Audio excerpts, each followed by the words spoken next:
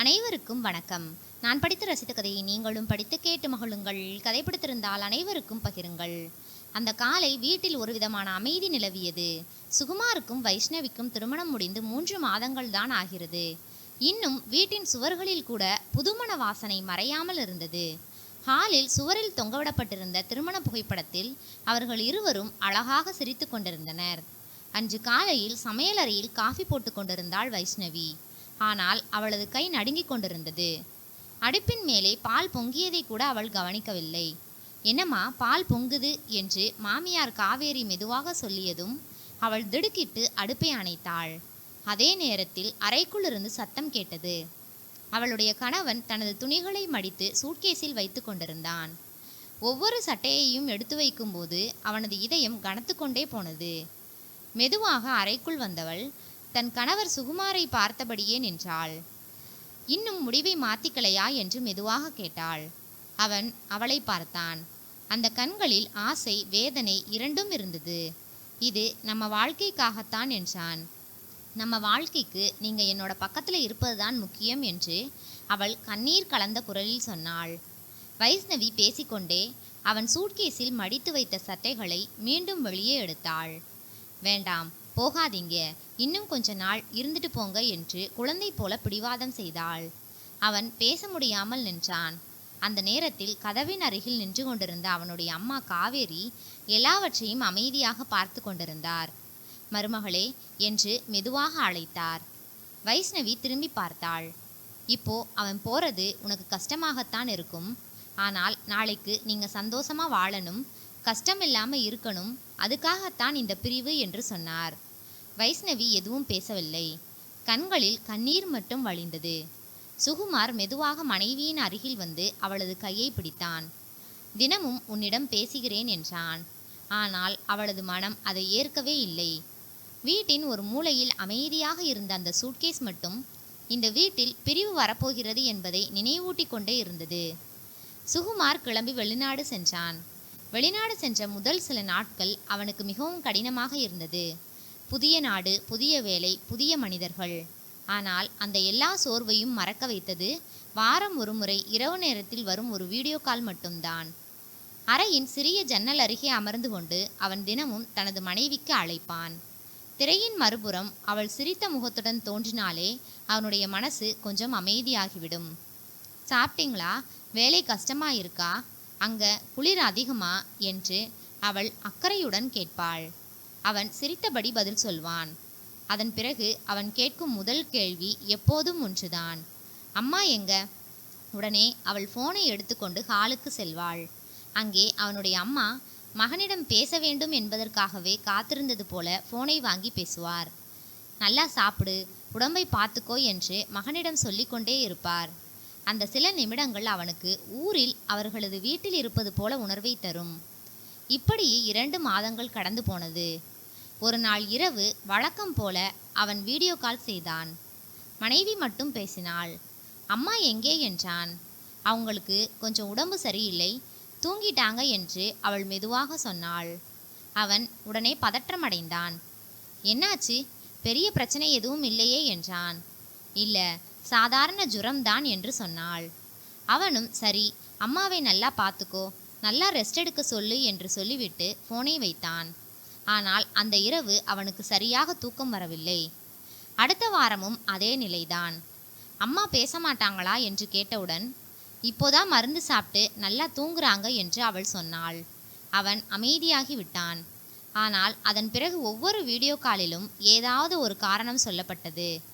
அவருக்கு தலைவலி, இன்னைக்கு ரொம்ப சோர்வா இருக்காங்க, பக்கத்து வீட்டுக்கு போயிருக்காங்க என்று சொன்னாள்.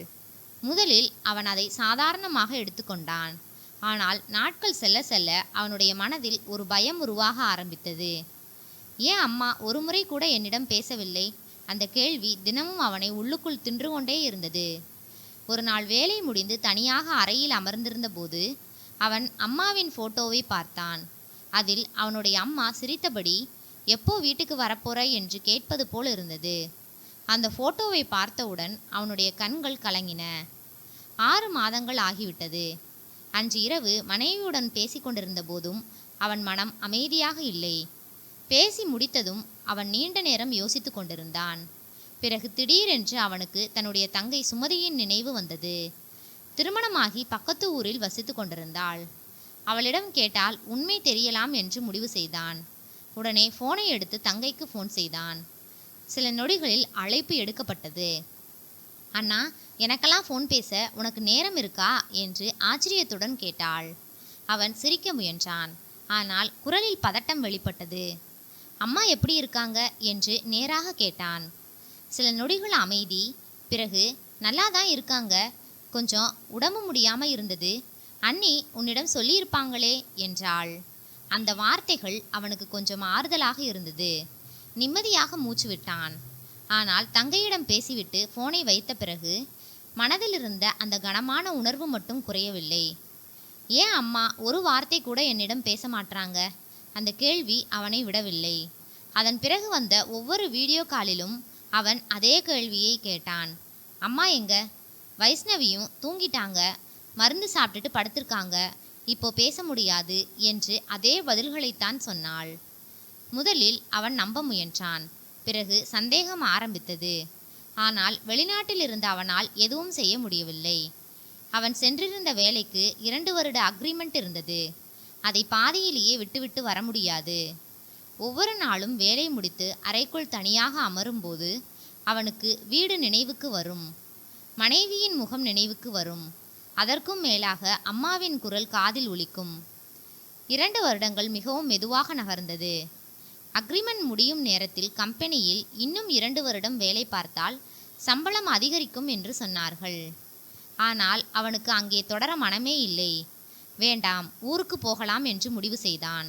ஆனால் மறுநாளே மனதை மாற்றிக்கொண்டான். சில கடன்கள், குடும்பத்திற்காக எடுத்த பொறுப்புகள், எதிர்காலத்திற்காக சேமிக்க வேண்டிய பணம் அனைத்தும் அவனை மீண்டும் அந்த வேலையிலேயே கட்டி போட்டது. மனமில்லாமல் அவன் மேலும் 2 வருடம் வேலை பார்த்தான். அந்த 4 வருடங்களும் அவனுக்கு சிறை வாழ்க்கை போலத்தான் இருந்தது. பண்டிகை நாட்களிலும் அவன் தனியாகத்தான் இருந்தான். இரவு நேரங்களில் போனை பார்த்து கொண்டே தூங்காமல் கிடந்த நாட்கள் ஏராளம். இன்னும் கொஞ்ச நாள் என்று மனதை சமாதானப்படுத்தி கொண்டே வாழ்ந்தான். இறுதியாக 4 வருடங்கள் முடிந்தது. இந்த முறை யாரிடமும் சொல்லாமல் வீட்டிற்கு செல்ல வேண்டும் என்று முடிவு செய்தான். மனைவிக்கு கூட தகவல் சொல்லவில்லை. திடீரென்று போய் எல்லாரையும் ஆச்சரியப்படுத்தணும் என்று நினைத்தான். விமான நிலையத்திலிருந்து நேராக வீட்டிற்கு புறப்பட்டான். கார் மெதுவாக தெருவிற்குள் நுழைந்தது. தன்னுடைய வீட்டை பார்த்தவுடன் அவனுடைய கண்களில் சந்தோஷம் தெரிந்தது. ஆனால் அடுத்த சில வினாடிகளில் அந்த சந்தோஷம் முழுவதுமாக மறைந்தது. வீட்டின் வாசலில் பெரிய பூட்டு தொங்கிக் கொண்டிருந்தது. அவன் அதிர்ச்சியுடன் நின்றான். அந்த நேரத்தில் பக்கத்து வீட்டு கதவு மெதுவாக திறந்தது. பக்கத்து வீட்டு கதவு திறந்ததும் நடுத்தர வயது பெண் ஒருவர் வெளியே வந்தார். வாசலில் சூட்கேஸுடன் நின்று கொண்டிருந்த அவனை பார்த்ததும் சில நொடிகள் ஆச்சரியமாக பார்த்தார். தம்பி, நீங்களா என்று கேட்டார். அவன் அவசரமாக அவர் அருகே சென்றான். அக்கா, வீட்டில் யாரும் இல்லையே, பூட்டு போட்டிருக்கே என்று பதட்டமாக கேட்டான். அவங்க வீட்டை காலி பண்ணிட்டு போயிட்டாங்க தம்பி என்றார். அவன் அதிர்ச்சியடைந்தான். என்ன சொல்றீங்க? எப்போ, எங்கே என்றான். 3 மாதம் ஆகுது. உங்கள் மனைவி புதுசாக வீடு கட்டிட்டாங்க, இப்போ அங்கே தான் இருப்பாங்க என்று சொல்லிவிட்டு அவர் ஒரு சிறிய காகிதத்தில் முகவரியை எழுதி கொடுத்தார். அவன் அதை வாங்கி கொண்டான். ஆனால் மனம் முழுவதும் வேதனையாக இருந்தது. இவ்வளவு பெரிய விஷயத்தை என்கிட்ட சொல்லலையே என்று உள்ளுக்குள் உடைந்து போனான். சூட்கேஸை எடுத்துக்கொண்டு அவன் காரை நோக்கி நடந்தான். அந்த நேரத்தில் பக்கத்து வீட்டு பெண் திடீரென்று அவனை மீண்டும் அழைத்தார். தம்பி, ஒரு நிமிஷம். அவன் திரும்பி பார்த்தான். உங்க அம்மா அந்த வீட்டில் இருக்க மாட்டாங்க. அவன் முகம் உடனே மாறியது.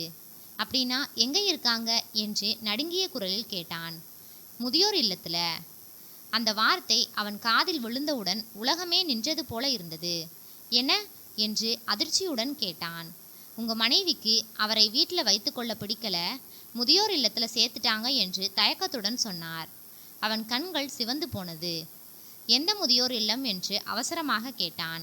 அவர் முகவரியை கொடுத்தார். அடுத்த சில நிமிடங்களில் அவன் கார் வேகமாக சாலையில் பறந்தது. முதியோர் இல்லத்தின் வாசலுக்குள் அவன் ஓடிக்கொண்டே நுழைந்தான். அங்கிருந்த ஊழியரிடம் இங்கே காவேரி அம்மா இருக்காங்களா என்று மூச்சு திணறியபடி கேட்டான். அவர் உள்ளே ஒரு அறையை காட்டினார். அவன் வேகமாக அந்த அறைக்குள் சென்றான். அங்கே ஜன்னல் அருகில் அமைதியாக அமர்ந்திருந்தார் அவனுடைய அம்மா. முன்பை விட மிகவும் மெலிந்து போயிருந்தார். தலைமுடி இன்னும் அதிகமாக நரைத்திருந்தது. கண்களில் ஒரு வெறுமை. அம்மா என்று அவன் உடைந்த குரலில் அழைத்தான். அந்த குரலை கேட்டவுடன் அவர் மெதுவாக திரும்பி பார்த்தார். அடுத்த நொடியில் அவரது கண்கள் பெரிதாகிவிட்டது. தம்பி என்று அழுதபடியே எழுந்தார். அவன் ஓடிப்போய் அவரை கட்டிப்பிடித்தான். 4 வருடங்களாக அடக்கி வைத்திருந்த கண்ணீர் அந்த நொடியில் இருவரின் கண்களிலிருந்தும் வெடித்தது. அம்மா, என்னம்மா இது என்று அவன் கதறினான். அவர் அழுதபடியே அவன் முகத்தை தடவினார். தம்பி, உன் மனைவி என்னை வீட்டை விட்டு துரத்திட்டா. அவளுக்கு நாங்கள் இருக்கிறதே பிடிக்கலை என்றார். அவன் கண்களில் கோபம் அதிகரிக்க ஆரம்பித்தது. ஏன் என்கிட்ட சொல்லலை என்று கண்ணீரோடு கேட்டான். அவர் மெதுவாக தலையசைத்து கொண்டே, நான் உனக்கு ஃபோன் பண்ணி சொல்லலாம்னு நினச்சேன். ஆனால் நீ ஆயிரக்கணக்கான மைல் தாண்டி வேலை பார்த்துட்டு இருக்க. உன்னோட நிம்மதியை கெடுக்க வேண்டாம்னு நினச்சேன் என்றார். அவன் பேச முடியாமல் நின்றான். நீ வர வரைக்கும் அமைதியாக காத்துட்டு இருந்தேன் என்று அவர் அழுதார். அந்த வார்த்தைகள் அவனுடைய இதயத்தை கிழித்தது. அவனுடைய கைகள் கோபத்தில் நடுங்க ஆரம்பித்தது. அம்மா, நீங்கள் என்னோட வாங்க என்று உடனே சொன்னான். ஆனால் அவர் மெதுவாக மறுத்தார். இல்லை தம்பி, நீ முதல்ல உன் வீட்டுக்கு போ. அப்பதான் உனக்கு எல்லா உண்மையும் தெரியும் என்றார். ஒரு வார்த்தையும் பேசாமல் அவன் திரும்பி வெளியே நடந்தான். அந்த முதியோர் இல்லத்தின் வாசலை கடந்து வெளியே வந்த அவனுடைய மனதில் இப்போது ஒரே ஒரு உணர்வு மட்டுமே இருந்தது. தாங்க முடியாத கோபம். கோபம் முழுவதும் மனதில் கொதித்து கொண்டே அவன் புதிய வீட்டின் முகவரியை நோக்கி சென்றான். சில நிமிடங்களில் கார் ஒரு அழகான வீட்டின் முன் நின்றது. மிகவும் நேர்த்தியாக கட்டப்பட்ட வீடு. வாசலில் சிறிய தோட்டம், பக்கத்தில் நிறுத்தப்பட்டிருந்த புதிய ஸ்கூட்டி, வீட்டின் சுவரில் புதிய பெயிண்டிங் வாசனை கூட மாறாமல் இருந்தது. அதை பார்த்தவுடன் அவனுடைய மனதில் ஒரு வலி தோன்றியது. இவ்வளவு பெரிய வீடு கட்டி முடிச்சிருக்கா, ஆனால் என்கிட்ட ஒரு வார்த்தை கூட சொல்லலை என்று உள்ளுக்குள் நினைத்தான். அவன் வேகமாக காலிங் பெல்லை அழுத்தினான். சில நொடிகளில் கதவு திறந்தது. வெளியே வந்தவள் அவனுடைய மனைவி. அவனை பார்த்த அந்த நொடியில் அவளுடைய கண்கள் பெரிதாகிவிட்டது. ஏங்க என்று அதிர்ச்சியுடன் சொன்னவள் அடுத்த நொடியில் அவளுடைய கண்களில் கண்ணீர் பெருக்கெடுத்து ஓடியது. அவள் உடனே அவனை கட்டிப்பிடிக்க ஓடி வந்தாள். நீங்க வரப்போறதா சொல்லவே இல்லையே என்று அழுதபடியே கேட்டாள். அவளுடைய அந்த அழுகை, அந்த உண்மையான சந்தோஷம் சில நொடிகள் அவனுடைய கோபத்தை குறைத்தது. ஆனால் அடுத்த நொடியில் முதியோர் இல்லத்தில் பார்த்த தாயின் முகம் நினைவுக்கு வந்தது. அவன் அமைதியாக வீட்டுக்குள் நுழைந்தான். வீட்டின் ஒவ்வொரு மூலையையும் அவன் மெதுவாக பார்த்தான். 2 படுக்கை அறைகள், புதிய சோஃபா, சுவரில் பெரிய டிவி, அழகாக அடுக்கி வைக்கப்பட்ட பாத்திரங்கள், எல்லாமே மிகவும் அழகாக இருந்தது.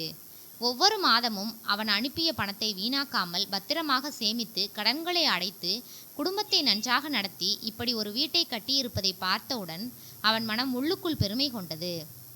ஆனால் அந்த பெருமையை உடனே கோபம் மூடி மறைத்தது. இருவரும் ஹாலில் அமைதியாக அமர்ந்தனர். சில நொடிகள் யாரும் பேசவில்லை.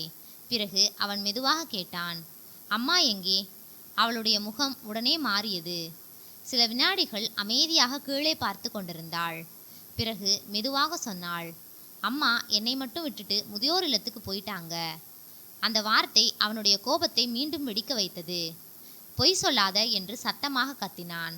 அவள் அதிர்ச்சியுடன் அவனை பார்த்தாள். நீதானே அவங்களை வீட்டை விட்டு விரட்டின?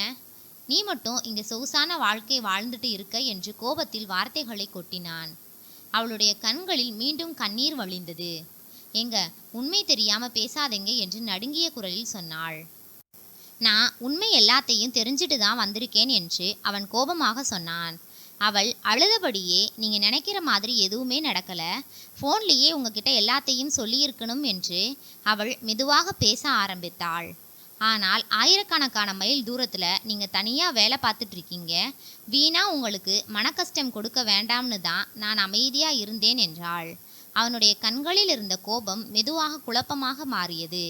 இருவரும் ஒரே வார்த்தையை சொல்கிறார்கள், எனக்காக எதையோ மறைத்திருக்கிறார்கள் என்பதை புரிந்து கொண்டான். அவள் தொடர்ந்து பேசினாள். நான் எவ்வளவு மன கஷ்டத்தோடு இருந்திருப்பேன் தெரியுமா என்று அழுதாள். அந்த குரலில் இருந்த வேதனை, அந்த முகத்தில் இருந்த உண்மை அவனை உள்ளுக்குள் அதிர வைத்தது. அவன் முதல் முறையாக அமைதியாக அவளை பார்த்தான். அவள் கண்ணீரை துடைத்து கொண்டாள். ஆனால் இப்போது அவளுடைய முகத்தில் பயத்தை விட பல வருடங்களாக அடக்கி வைத்திருந்த வேதனைதான் அதிகமாக இருந்தது. நான் உங்களை மயக்கி கல்யாணம் பண்ணிட்டு வந்துட்டேனாம் என்று உடைந்த குரலில் சொன்னாள். தாழ்ந்த ஜாதியிலிருந்து வந்தவ அந்த வீட்டில் இருக்கக்கூடாதுன்னு தினமும் என்னை வார்த்தையால் குத்துனாங்க. முதல்ல நான் பொறுத்துக்கிட்டேன். நீங்கள் இல்லாமல் பெரிய பிரச்சனை எதுவும் ஆகக்கூடாதுன்னு நினச்சேன். உங்கள் கூட ஃபோனில் பேச மாட்டேன்னு சொல்லிட்டாங்க. ஒரு நாள் கோபத்தில் என் மகனை மயக்கி கல்யாணம் பண்ணிக்கிட்ட உன்னை வீட்டை விட்டு வெளியே அனுப்புறதுக்காகத்தான் அவனை வெளிநாட்டுக்கே அனுப்புனேன்னு நேராகவே என்கிட்ட சொன்னாங்க. அந்த வார்த்தையை கேட்டவுடன் அவன் அதிர்ச்சி அடைந்தான். என்ன என்று மெதுவாக கேட்டான். ஆமா என்று அவள் தலையசைத்தாள். இதெல்லாம் உங்ககிட்ட சொன்னா நீங்கள் அங்கே நிம்மதியாக வேலை பார்க்க முடியுமா? தினமும் கவலையோடு இருப்பீங்கன்னு தான் நான் அமைதியாக இருந்தேன். அவன் பேச முடியாமல் அவளையே பார்த்து கொண்டிருந்தான். அவள் மெதுவாக சோஃபாவின் ஓரத்தில் அமர்ந்தாள். ஒரு கட்டத்தில் சண்டை அதிகமாயிடுச்சு. அவளுடைய குரல் நடுங்கியது. அன்று மழை பெய்த நாள். என்னோட துணிகளை வெளியே தூக்கி போட்டாங்க. மேலும் கதவை பூட்டி விட்டார்கள். என்னை உள்ளேயே விடல என்று சொல்லிக்கொண்டே அழுதாள். அவனுடைய கைகள் மெதுவாக நடுங்க ஆரம்பித்தது. அந்த இரவு நான் நேராக காவல் நிலையத்துக்குத்தான் போனேன். அவன் அதிர்ச்சியுடன் மனைவியை பார்த்தான். வரதட்சணை கொடுமை புகார் கொடுத்தேன். வீட்டுக்குள் சில நொடிகள் முழு அமைதி நிலவியது. அதுக்கப்புறம் போலீஸ் அவரை ஸ்டேஷனுக்கு அழைச்சிட்டு போயிட்டாங்க. இனிமே இப்படி நடந்துக்க கூடாதுன்னு எழுதி வாங்கிட்டு எங்களை வீட்டுக்கு அனுப்பி வச்சாங்க. அவன் கண்களை மூடி மெதுவாக மூச்சை விட்டான். அவள் தொடர்ந்து பேசினாள். ஆனால் வீட்டுக்கு வந்ததும் என் மகன் வரட்டும், அவங்கிட்ட நானே பேசிக்கிறேன்னு சொன்னாங்க. அவளுடைய குரல் இப்போது மெதுவாக உடைந்து கொண்டிருந்தது. அடுத்த நாள் நீங்கள் அனுப்பிய பணத்தை எல்லாம் எடுத்துக்கிட்டு தானாகவே முதியோர் இல்லத்துக்கு போயிட்டாங்க என்று சொல்லி முடித்தாள். அவன் அதிர்ச்சியுடன் அவளை பார்த்தான். நானும் பலமுறை போய் அழைத்தேன். வீட்டுக்கு வாங்க, நான் பார்த்துக்கிறேன்னு எவ்வளவோ சொன்னேன். ஆனால் என் கூட வர மறுத்துட்டாங்க. அதற்கு மேல் என்னால் என்ன செய்ய முடியும் என்று உடைந்த குரலில் கேட்டாள். அந்த நொடியில் அவன் மனதில் இருந்த கோபம் முழுவதுமாக சிதற ஆரம்பித்தது. ஒரு பக்கம் தாயின் கண்ணீர், மற்றொரு பக்கம் மனைவியின் வேதனை. இரண்டு பேரும் என்னிடம் உண்மையை மறைத்ததே என்னுடைய நிம்மதிக்காகத்தான் என்பதை புரிந்து கொண்ட அவன் அமைதியாக நின்றான். அந்த இரவு முழுவதும் அவனால் தூங்க முடியவில்லை. ஒரு பக்கம் தன்னுடைய அம்மாவின் கண்ணீர் நினைவுக்கு வந்தது. மற்றொரு பக்கம் மனைவியின் வேதனை மனதை வலிக்க வைத்தது. இருவரும் தன்னிடம் உண்மையை மறைத்திருக்கிறார்கள். ஆனால் இருவரின் மனதிலும் இருந்தது அவன் நிம்மதியாக இருக்க வேண்டும் என்ற எண்ணம்தான். காலை விடியும் முன்பே அவன் அமைதியாக வீட்டை விட்டு வெளியேறினான். மனைவியிடம் கூட சொல்லவில்லை. நேராக முதியோர் இல்லத்திற்கு சென்றான். அங்கே ஜன்னல் அருகே அமைதியாக அமர்ந்திருந்த தனது அம்மாவை பார்த்தவுடன் அவன் மெதுவாக அருகில் அமர்ந்தான். அம்மா என்று அழைத்தான். அவர் திரும்பி பார்த்தார். என்ன தம்பி என்று மெதுவாக கேட்டார். சில நொடிகள் அவன் எதுவும் பேசவில்லை. பிறகு மெதுவாக சொன்னான், எல்லா உண்மையும் எனக்கு தெரிஞ்சிடுச்சு. அவருடைய முகம் மெதுவாக மாறியது. அவன் அமைதியாக தொடர்ந்தான். நீங்க செய்ததும் தவறு, அவள் செய்ததும் தவறு. ஆனால் ரெண்டு பேரும் என்ன நினச்சி தான் எல்லாத்தையும் தாங்கிக்கிட்டீங்க. அவருடைய கண்கள் மெதுவாக கலங்க ஆரம்பித்தது. அம்மா, வீட்டுக்கு வாங்க. அவர் உடனே தலையசைத்தார். இல்லை தம்பி, நான் வந்தா மறுபடியும் பிரச்சனை வரும். வராது என்று உறுதியாக சொன்னான். அம்மா, நம்ம குடும்பம் சந்தோஷமாக இருக்கணும்னு தானே நான் கடல் கடந்து போய் கஷ்டப்பட்டேன் என்று நடுங்கிய குரலில் சொன்னான். அவனுடைய வார்த்தைகளில் அவன் பட்ட கஷ்டங்கள் அனைத்தும் தெரிந்தது. அவர் அமைதியாக அவனை பார்த்தார். நான் என் தவறை புரிஞ்சுக்கிட்டேன் தம்பி என்று மெதுவாக சொன்னார். அவ நல்ல பொண்ணுதான். ஆனால் நான் தான் ஜாதி மரியாதைன்னு தேவையில்லாமல் பிடிவாதம் பிடிச்சிட்டேன். நான் செய்த தவறை உணர்ந்துதான் முதியோர் இல்லத்திற்கே வந்தேன் என்று கலங்கிய கண்களுடன் சொன்னார். அந்த வார்த்தையை கேட்டவுடன் அவன் கண்களும் கலங்கின. வாங்கம்மா என்று அவன் மீண்டும் கையை நீட்டினான். இந்த முறை அவர் மறுக்கவில்லை. மெதுவாக மகனின் கையை பிடித்து எழுந்தார். வீட்டின் வாசலில் கார் நின்ற சத்தம் கேட்டது. வைஷ்ணவி வெளியே வந்தாள். அங்கே தனது கணவருடன் மாமியார் நிற்பதை பார்த்தவுடன் அவள் அதிர்ச்சி அடைந்தாள். சில நொடிகள் யாரும் பேசவில்லை. பிறகு அவனுடைய அம்மா மெதுவாக அவள் அருகே வந்தார். என்னை மன்னிச்சிடுமா என்று கண்ணீருடன் சொன்னார்.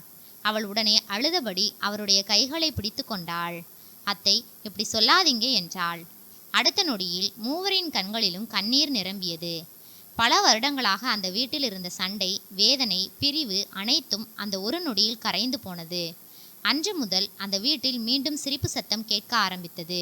நன்றி. கதை பிடித்திருந்தால் லைக் பண்ணுங்கள், ஷேர் பண்ணுங்கள், சப்ஸ்கிரைப் பண்ணுங்கள். உங்களுடைய கருத்துக்களை கமெண்ட் பாக்ஸில் தெரிவிக்கவும். தங்கள் ஆதரவிற்கு நன்றி.